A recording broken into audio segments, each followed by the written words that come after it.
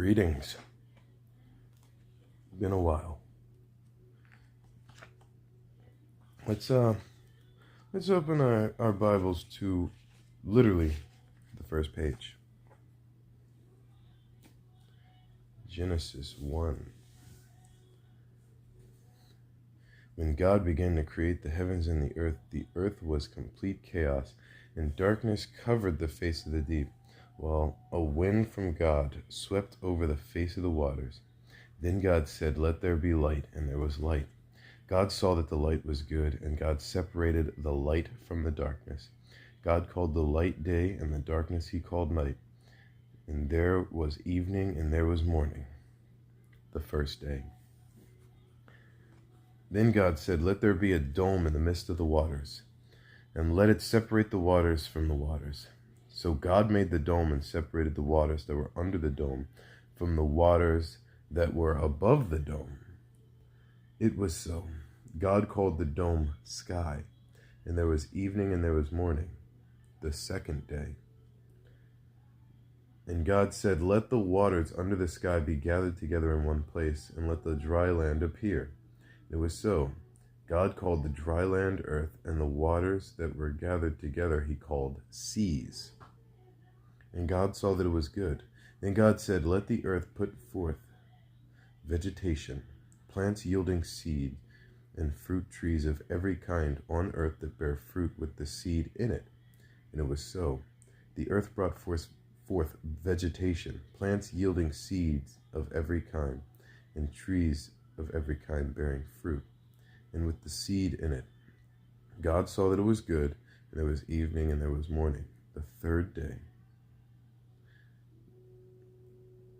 On the fourth day, God said, "Let there be lights in the dome of the sky to separate the day from the night, and let them be for signs and for seasons and for days and years.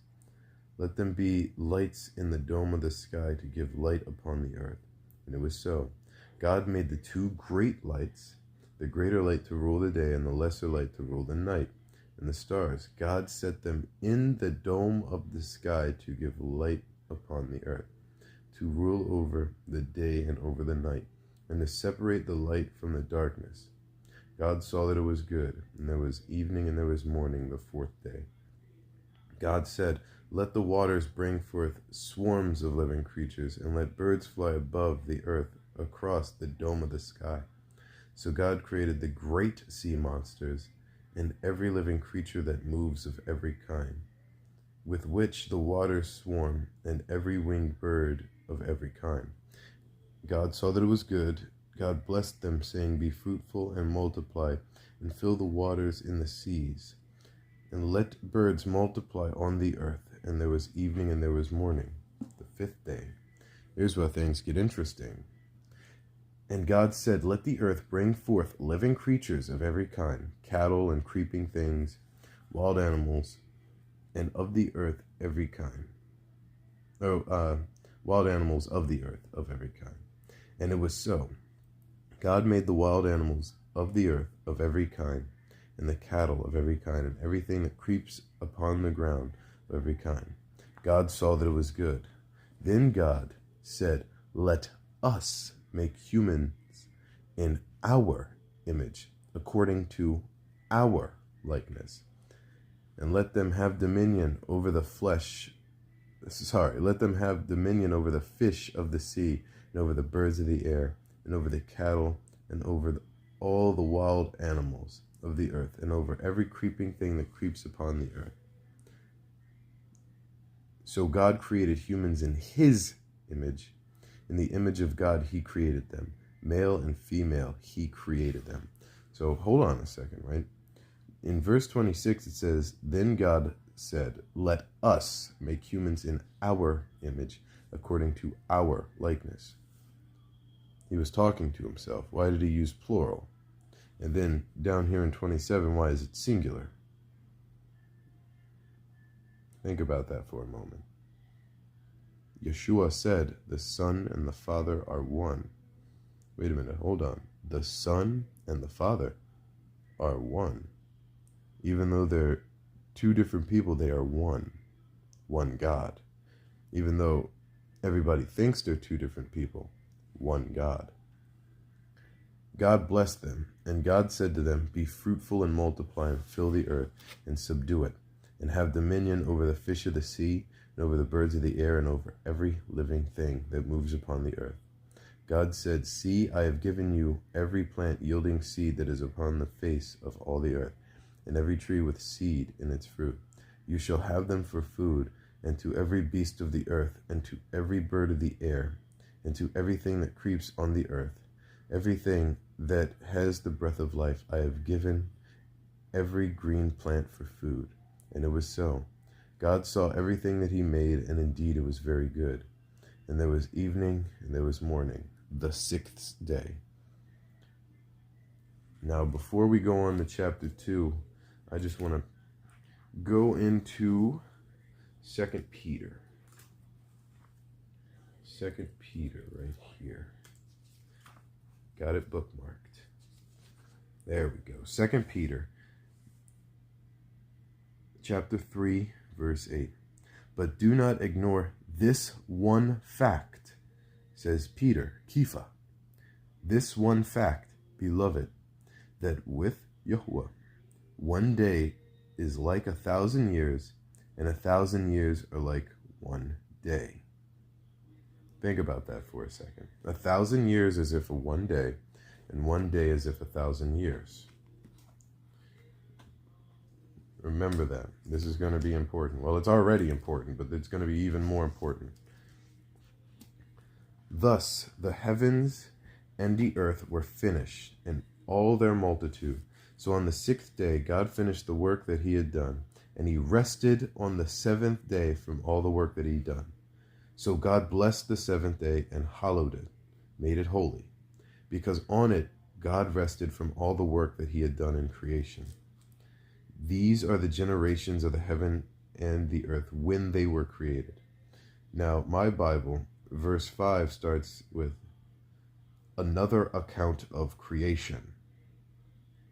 And get this right, when you read it, it says, "In the day that Yah made the earth and the heavens, when no plant of the field was yet in the earth, and no vegetation of the field had yet sprung up." So this is going back into before he made the trees. Think about that. It's not a contradiction. This is going back into when he made the trees. "For Yahuwah, God, had not caused it to rain upon the earth, and there was no one to till the ground. But a stream would rise from the earth, and water the whole face of the ground.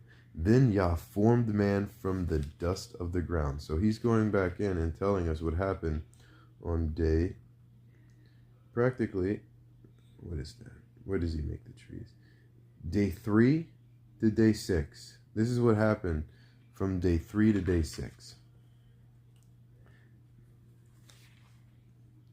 "Then Yahuwah, God, formed man from the dust of the ground, and breathed into his nostrils the breath of life, and the man became a living being.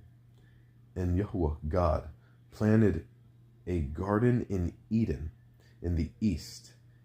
There he put the man who he had formed.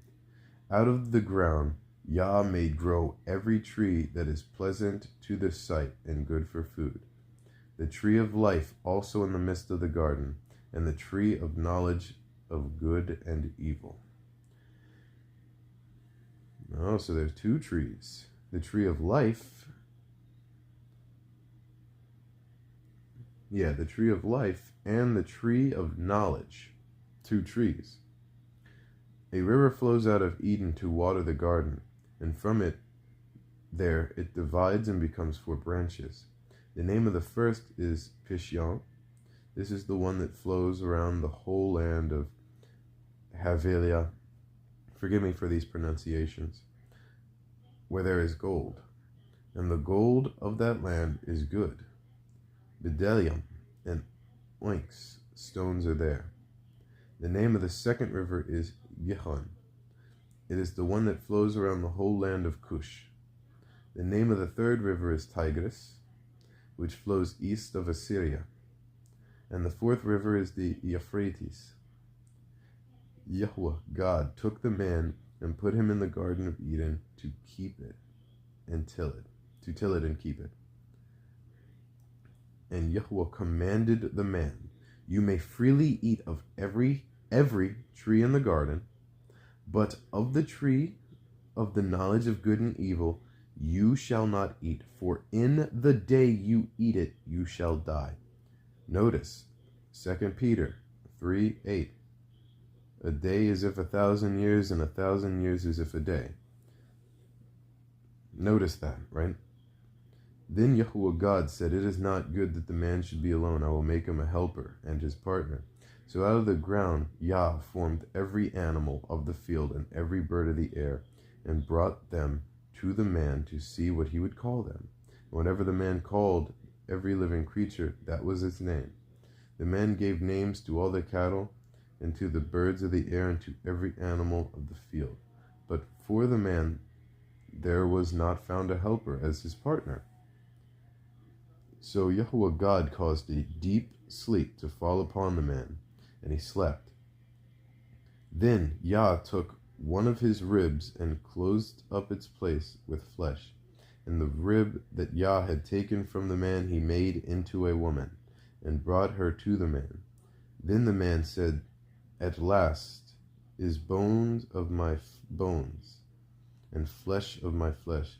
This one shall be called man, for out of man this one was taken.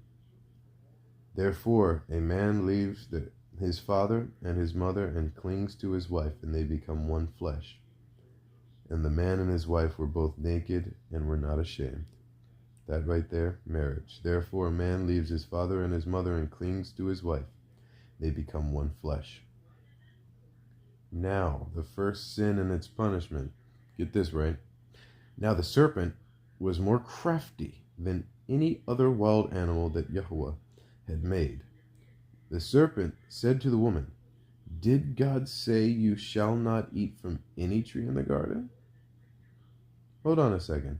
What did the serpent say?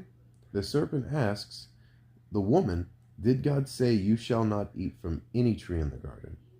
Let's go back up here to verse 2:16, where he says, and Yahweh God commanded the man, you may freely eat of every tree in the garden. So, no, he didn't say I shouldn't eat from any tree. He said I should eat from every tree, except for one. The woman said to the serpent, we may eat of the fruit of the trees in the garden, but God said, you shall not eat of the fruit of the tree that is in the middle of the garden, nor shall you touch it, or you shall die. Hold on. Did he say you shouldn't touch the tree? Let's go back up to 2:16. And Yahweh God commanded the man, you may freely eat of every tree of the garden, but of the tree of the knowledge of good and evil you shall not eat, for in the day that you eat it you shall die. I don't see anything about touching the tree. Notice how the serpent came to her and got her to misremember what Yah said. Notice that. The serpent came to him and said, didn't he say you shouldn't eat from any tree in the garden? No, he said eat from every tree in the garden except for one. Don't eat of it. He didn't say don't touch it. He said don't eat from it.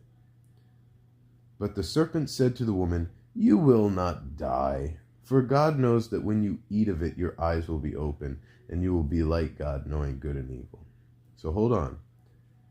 Let's go back. But of the tree of the knowledge of good and evil you shall not eat, for in the day that you eat you shall die. A day as if 1,000 years, and 1,000 years as if a day. Well, let's scroll over here real quick to Genesis 5:5. Thus all the days that Adam lived were 930 years, and he died. 930 years sounds almost like 1,000 years. Whoa, it's almost as if God didn't lie. Notice that. The serpent said to the woman, you will not die. And guess what? In that day, in that very same 1,000 years, Adam dies. Notice that. Oh, God didn't lie. Now, I'm sure that the serpent was trying to trick them into saying, no, you'll die the same day. God meant you won't die the same day. God said, in the day. A day as if 1,000 years, and 1,000 years as if a day. In the day that you eat of it, you shall die. And surely, in the day that Adam took from this fruit, he died. Because get this right. So when the woman saw that the tree was good for food, and that it was a delight to the eyes, and that the tree was to be desired to make one wise, she took of its fruit and ate. She also gave some to her husband, who was with her, and he ate. So he ate off the tree too. Then the eyes of both were opened, and they knew that they were naked. And they sewed fig leaves together and made loincloths for themselves. They heard the sound of Yahweh, God, walking in the garden at the time of the evening breeze. Oh, they heard him walking in the garden. That doesn't sound like he's up in heaven. That sounds like he's walking down there with them, right? And the man and his wife hid themselves from the presence of Yahweh among the trees of the garden. But Yahweh God called to the man and said to him, where are you? He said, I heard the sound of you in the garden, and I was afraid because I was naked, and I hid myself. Yah said, who told you you were naked? Have you eaten from the tree which I commanded you not to eat? And the man said, the woman who you gave to be with me, she gave me the fruit from the tree, and I ate.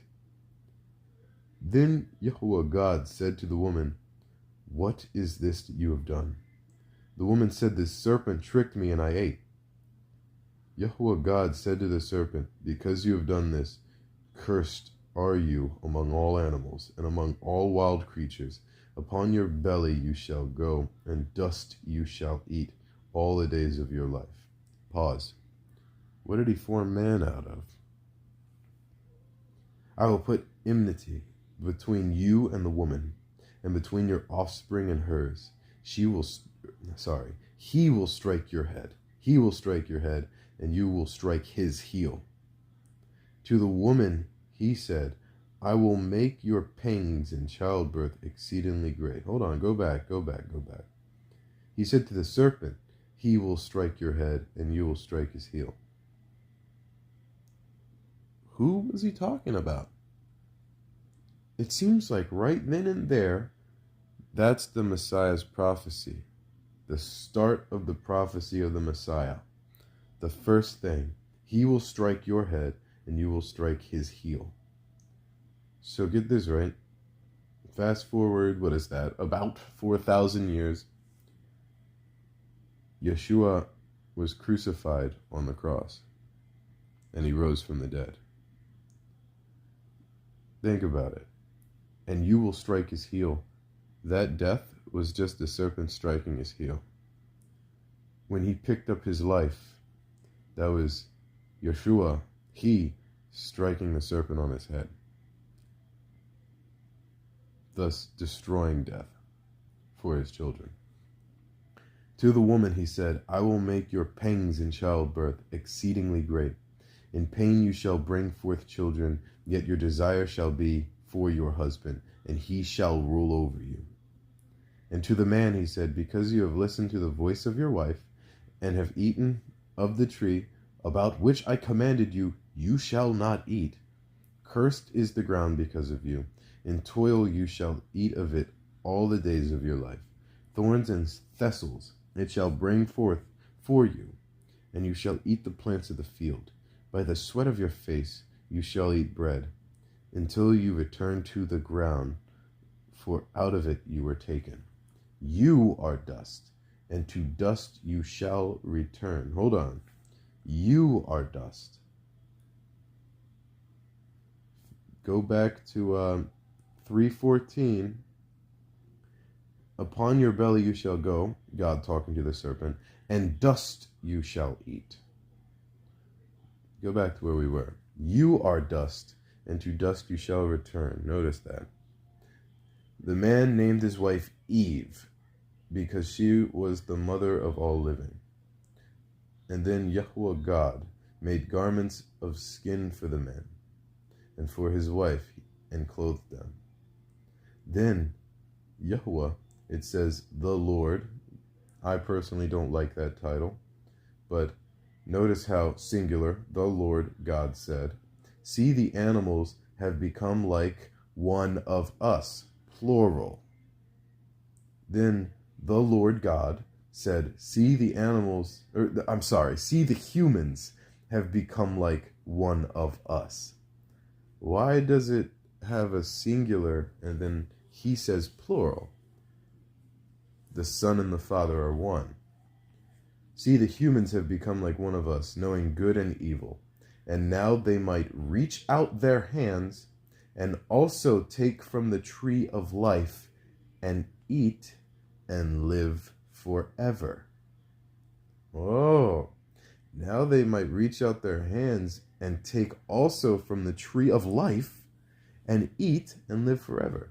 Therefore, Yahuwah God sent them forth from the garden of Eden to till the ground from which they were taken. He drove out the humans, and at the east of the garden of Eden he planted the cherubim, and a sword flaming and turning to guard the way to the tree of life. Praise Yah. This is just the first 3 chapters, and there's already so much information just right there. There's one prophecy that God himself gives. He will strike your head and you will strike his heel. Notice that.